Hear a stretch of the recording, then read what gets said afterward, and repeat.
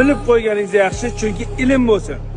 Bu Ka'bada tavof qilayotgan musulmonlarni har bitta eng yaxshi ko'rgan, eng afzal ibodatlardan biri Makka kelganda tavof.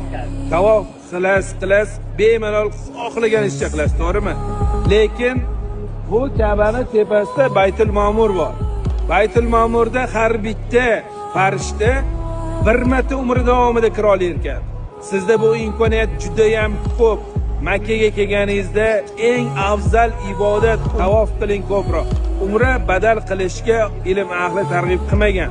To'g'ri, ota-onangiz uchun bir marta qilsangiz afzali zarar qilmaydi, lekin faqat Oysha onamizning masjidiga borib, qayta umra badal qilganingizdan ko'ra, to'kka kelib 7 marta tavof qiling, maqomi Ibrohimga o'tib 2 rakat tavof namozini o'qing, bo'ldi. O'shani savobini o'tganlarga baxshida qiling.